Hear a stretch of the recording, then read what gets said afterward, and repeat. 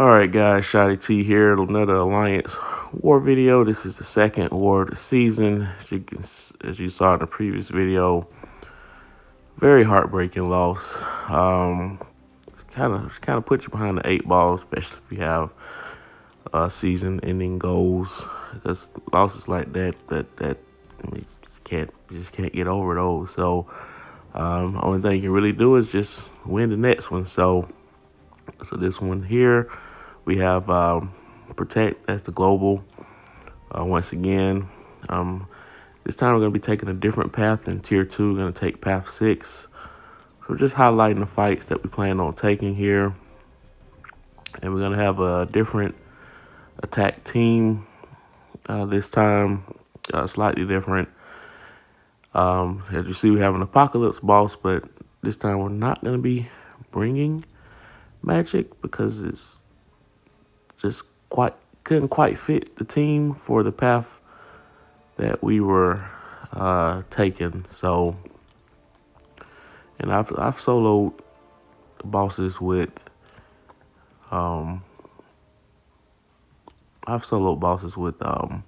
Sorcerer before, but once this war started, I already had second thoughts on the team I wanted to bring because I thought about the Protect situation, because I know Sorcerer has her special attacks can hit really hard, especially once you have all those armor breaks, and that's what I was worried about this whole time, and that definitely does play a factor when I get to the final boss fight, and you'll see that.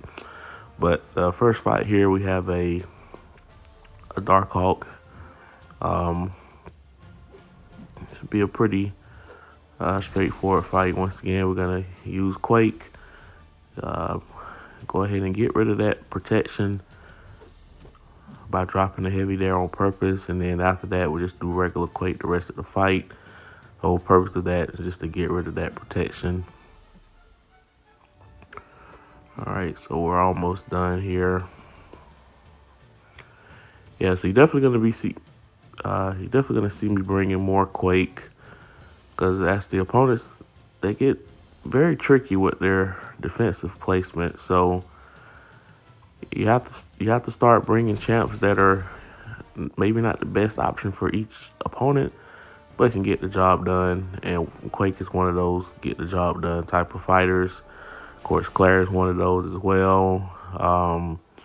Warlock, like utility knife people that can be great in a lot of different matchups and not be as much of a niche counter for like a very specific fight.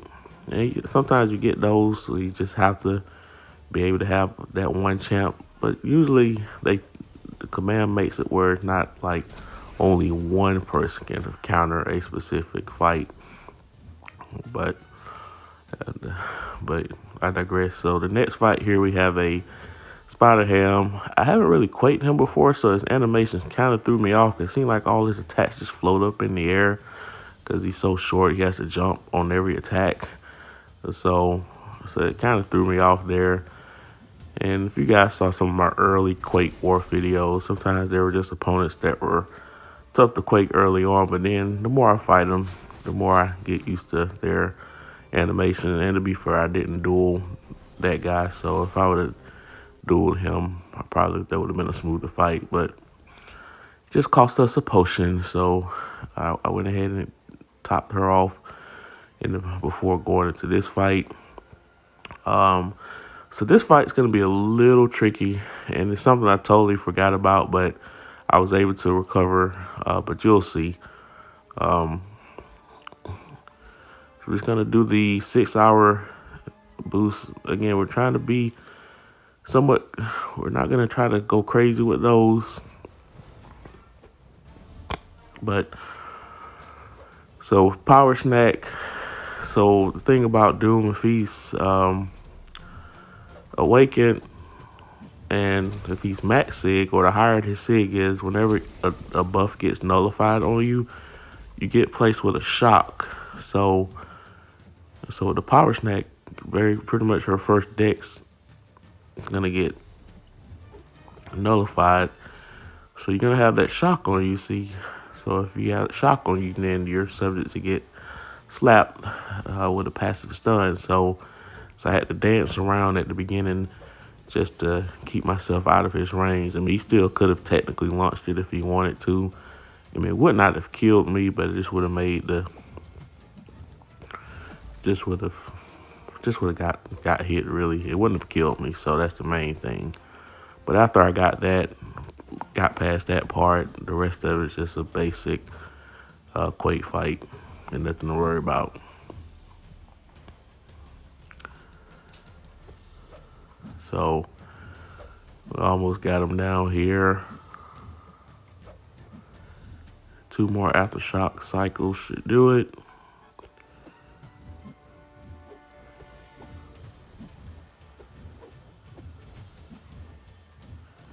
And there we go.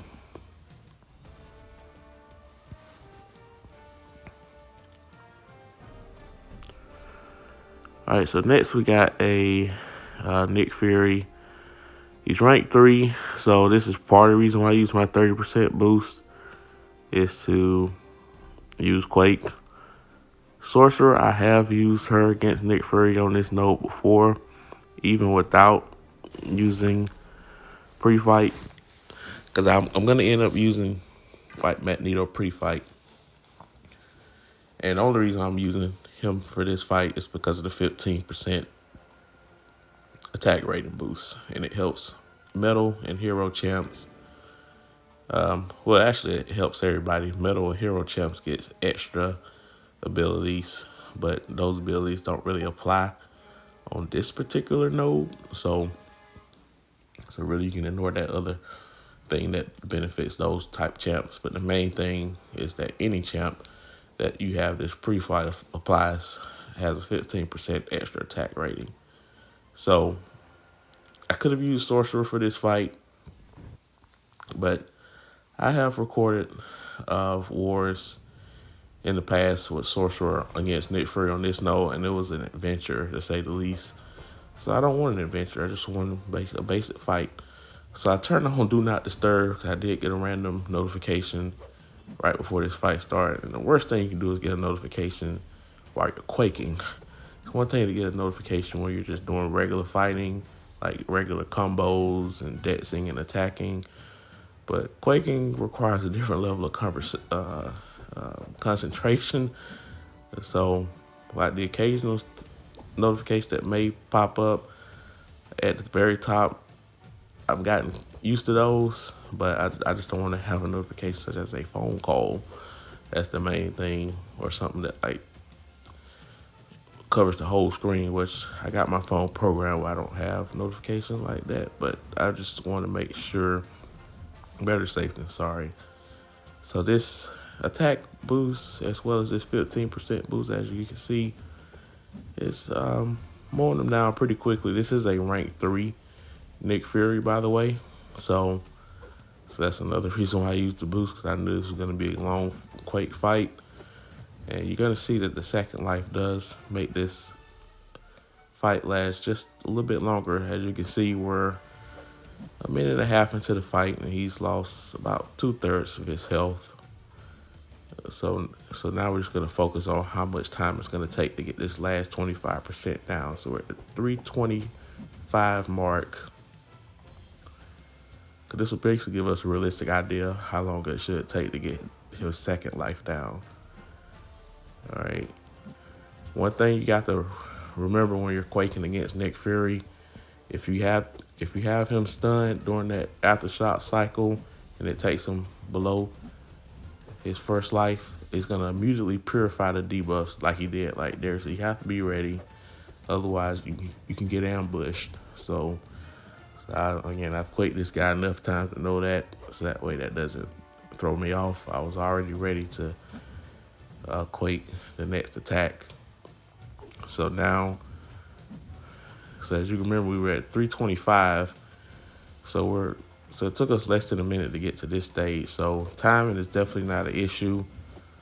So I guess the White Magneto pre-fight probably wasn't needed. But again, anything you can do to shorten the fight, because I mean, no one's perfect, right? So you always want to have yourself a little bit of buffer. But even if we had 3-minute timers like the old war used to be, we were barely finished this fight with like 1 second left. But that 5-minute timer makes it where you can just take your time and not rush through the fights, and you'll be able to get the stuff done. So next here we got a Professor X. Gonna use Sorcerer for this fight, and she's pretty much a great counter for this node in general because of Mixed Master, the slow debuff you can apply to the opponent. It basically nullifies the ability, prevents all unstoppable effects, and also it counters evade. And those are the exact debuffs that pop up on this node.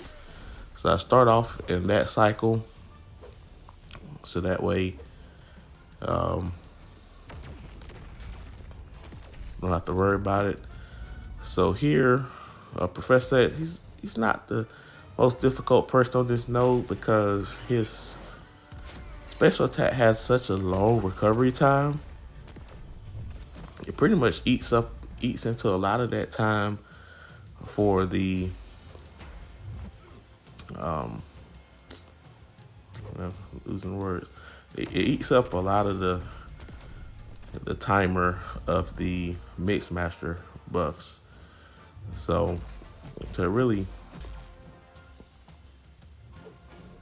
I can see how it can be a tricky placement either way if you're not familiar with his animations.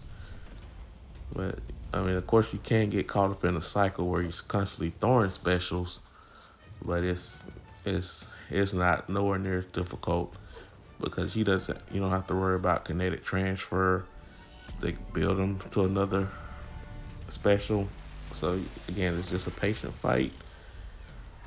He can't really hurt you unless you get hit, and we talked about that.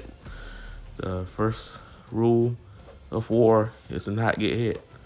Because if a special attack hits you, yeah, it's gonna deal some pretty good damage, but just don't get hit.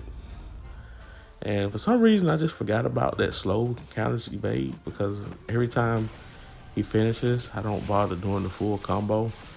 So it's just a little mental lapse on my part there, but it ends up not being a big deal. So it's a pretty straightforward fight. Now this next fight is going to be anything but straightforward.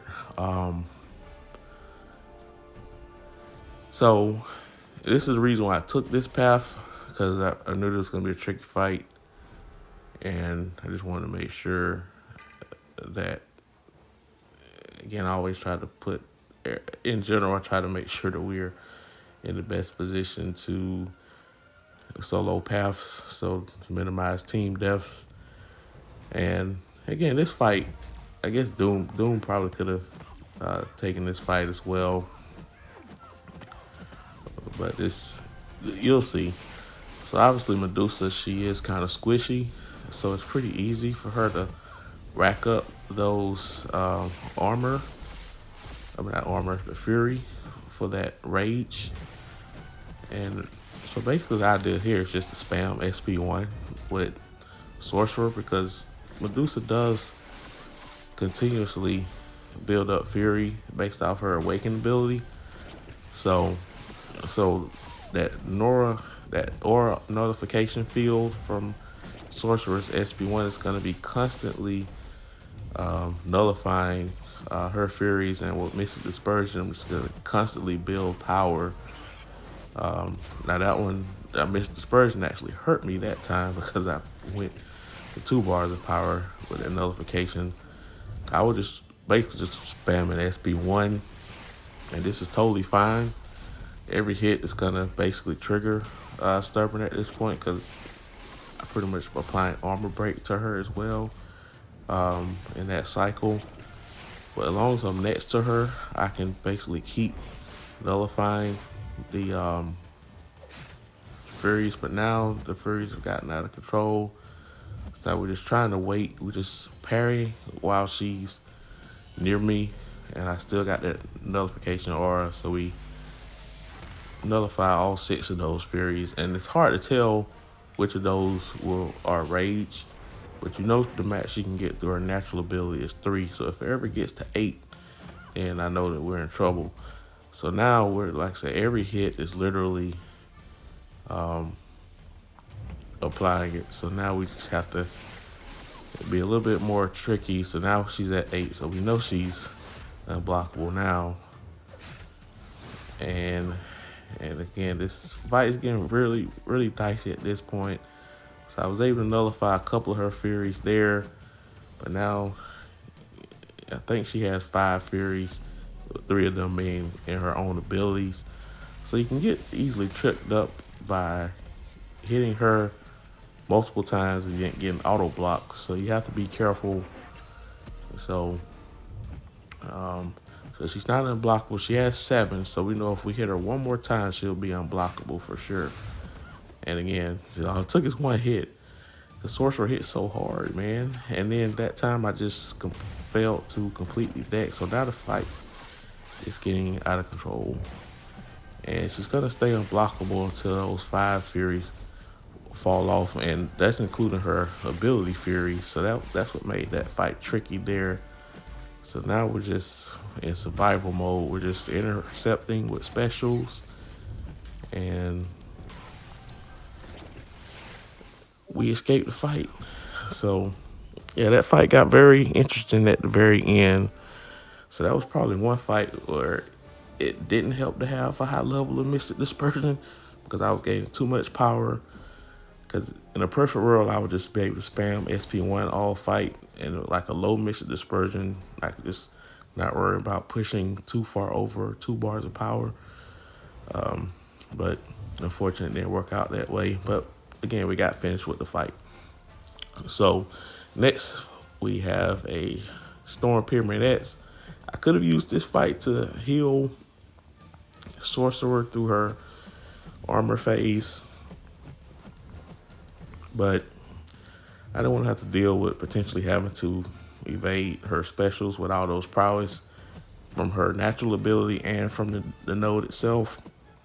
So when in doubt, use Quake. So that's what we're using here. So this fight is going by pretty quickly. Once again, this is another defender that doesn't have it's kind of squishy. So not much physical resistance. So that fight is done. And somebody else took that fight. So now we got Man-Thing. I believe this is the last fight before we go to bed. So we're just gonna Quake him again.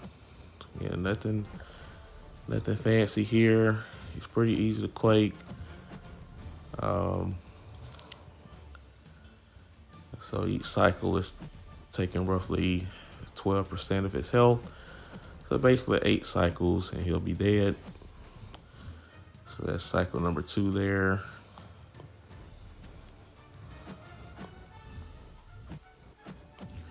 And again, at this point in the game progression, I mean, if you have Quake, I would learn her and get good at her, man. I mean, it's not hard. You got side quests that you can use her on for like event quests, or you have that Realm of Legends, the Winter Soldier fight. If you can Quake that whole fight, Quake and shake that whole fight. It's a good practice opportunity. It doesn't cost you anything but 1 energy, really. So that's Realm of Legends is a great opportunity to test your quaking and shaking skills against different types of opponents that got different animations. So at this point, I know it can be boring, but boring wins, man. Especially in the late game content, you're gonna have long fights. So if you don't have patience, you're not gonna make it very far in this game. So the game is evolving, so you have to evolve with the game, or you're gonna cost yourself a lot of money or a lot of frustration. So wake up the next morning, we got the lead in deaths in our BG, but unfortunately we're behind as a whole, and it looks like we're gonna lose this war because the opponent is nearly done with our defense, and we still got more work to do, but we have more deaths. So unfortunately, yeah, I mean, there's an outside chance we can win, I guess, if the opponent doesn't clear our battle group. So there's always that possibility. So, and it actually literally came to that. I mean, I think the opponent, we were like watching the opponent like the last 10 minutes of the war. Cause it was 15 minutes left and the opponent still had 8 of our defenders left. And we were just praying that they just stayed asleep or hung over because it was the weekend. But unfortunately, they did finish our final boss with like less than 3 minutes left. So I guess they were trying to make it dramatic, but it got dicey. We had a chance to win it that way. But anyway, but I still like to post these videos. That way you can at least get the idea about dealing with certain opponents on different nodes. So this particular fight is going to be like a dress rehearsal for the boss fight to see how things can go. So first thing we're going to do is going to throw an SP3 with the armor phase, so that way every time I throw a special from moving forward, I'm going to have passive regeneration. So that way, and also regeneration through the block. And this is big against Apocalypse because it's special. The SP1, SP2 has so much, get so much block damage. But the thing about Sorcerer, she can just regenerate her health back. So it makes her a pretty good Apocalypse option. Like I said, the only thing you have to worry about is protection if you hit too hard. But every special, again, regeneration, not even worried about trying to evade the special and getting clipped, because it's worse getting hit by the special. You'd rather just block it if you have to. So that SP2 trigger protection with just one armor break. So keep that in mind going into the boss fight. So I took mental notes of that. So I said, okay, well, I just gotta tread carefully. Now the boss fight is gonna have a bigger health pool, so but it's not really based off of his health pool. It's based off any attack that's 300% of your attack is what's gonna trigger protect. So even with a bigger health pool, the only way you can really get rid of it is by intercepting. And I can intercept with her once I get them in the corner, but it's just constantly trying to, if those armor breaks are building up, I mean, I'm constantly gonna be just gonna constantly throw or try to intercept him throughout the whole fight, and it's taking away from my damage output. But there's a cycle that I eventually figured out that I probably should have applied to the boss fight, because like I said, you're gonna see what's gonna happen in this boss fight. So the SP3 killed them there. All right, so originally I was gonna have someone else take this boat out, but like I said, the war was virtually lost, like I said, barring the opponent not clearing out boss. So I decided to take this fight on myself, and I didn't want to take him on with Sorcerer because Sorcerer was still my boss counter. So I decided to apply the pre-fight here because I was gonna use it for someone else to take MODOK, but I decided to just use it here with Quake. Because again, we got like an hour and a half left, so I didn't want us to have a last minute finish either. So I just went ahead and took the fight myself. And again, what I was gonna do is just basically parry, medium, light, medium, 3-hit combo, take the auto block out of the equation, and just bait the heavy or bait the special. So at times I'll trigger brute force, but it's one thing that now that messed me up there, but luckily he didn't punish me. So I definitely could have gotten punished there. So I got clipped there with that SP1, but again, it didn't really take a lot of health. And so far, we're doing what we're supposed to do. So parry, missed my parry there. So reparry. So again, we're doing fine. But this is where I messed myself up. So you're wondering, like, okay, you throw SP3, what's wrong with that? All right, so it's not that. So through the SP3, it does some damage to him. He becomes stunned for a little bit, so I get a chance to hit into him a little bit. And then, of course, that's fine. But this is the part that's going to throw everything off, and you'll see it.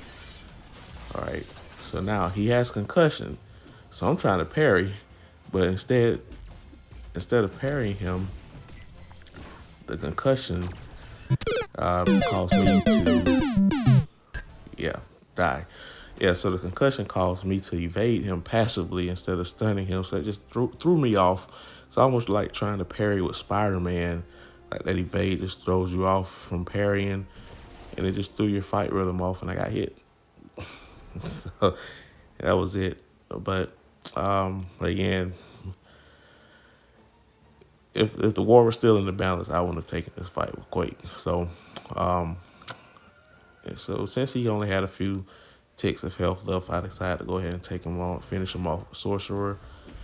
I had enough extra combat regeneration boost where I was fine with using that.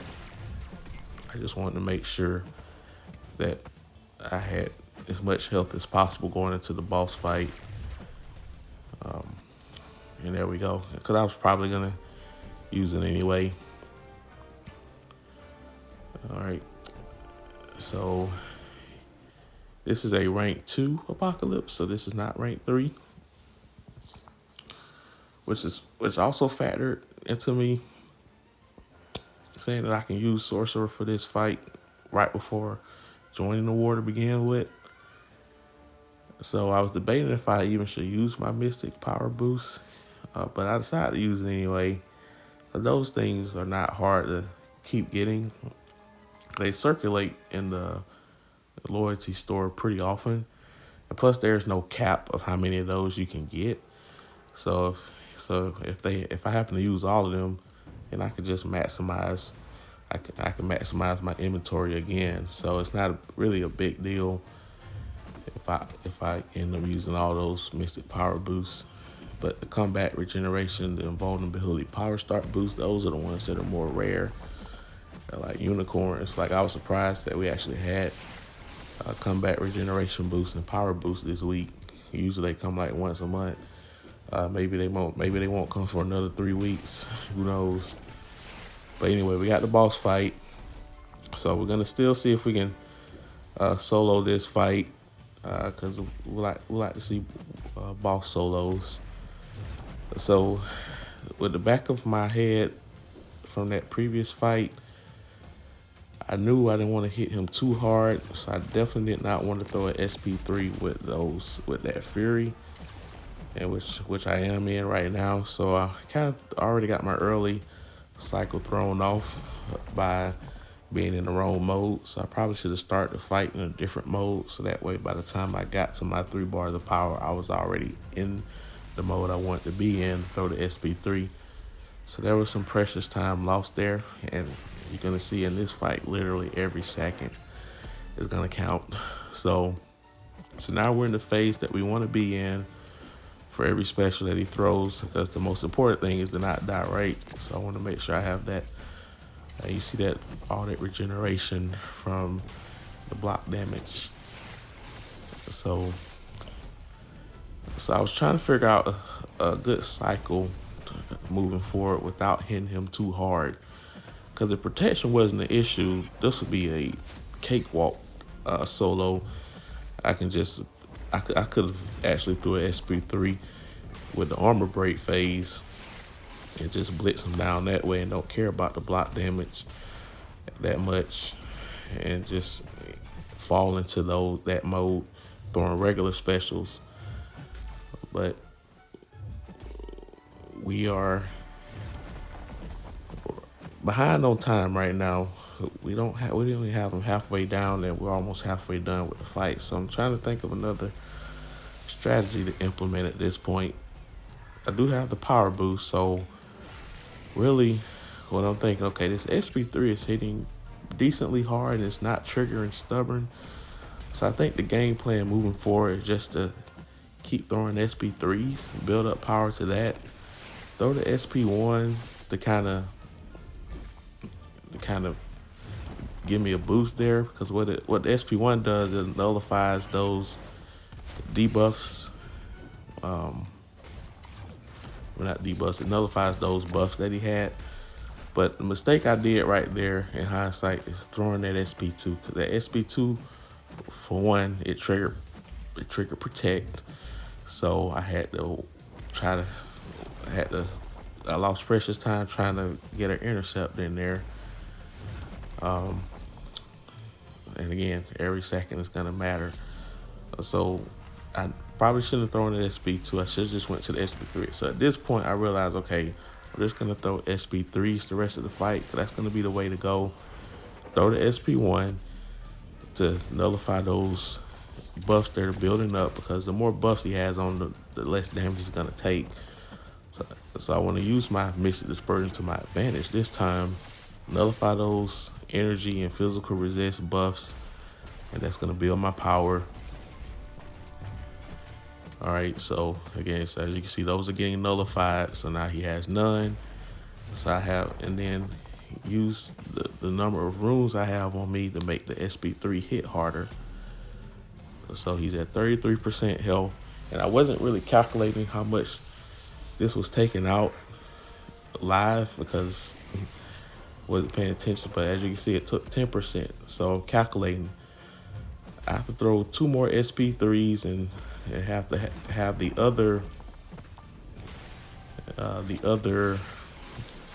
hits leading up to the SP3 take up the rest of the damage. And so far, that's the plan. So get him to throw this SP2. Now it takes up a lot of time, unfortunately.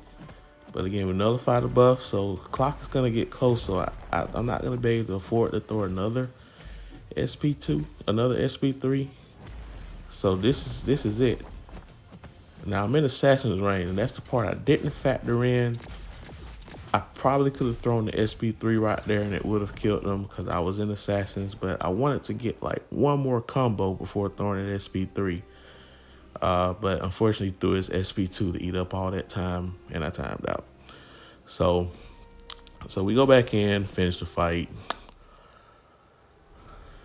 Of course, don't bother healing at this point. So we just go in and finish. But yeah, as I mentioned, the opponent ended up finishing our boss with less than 5 minutes left. Even once I got to this boss fight, we had already lost. So just a matter of just finish him at this point.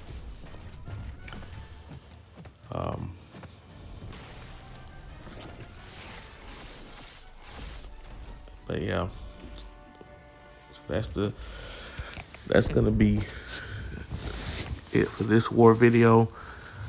We're gonna get that third war video pumped out likely tomorrow, so that way you'll have that for your entertainment going into this weekend. And of course, we'll work on the videos for the next set of wars as well. But anyway, guys, hope you enjoyed that video. Please like, share, and subscribe, and hope you have a great day.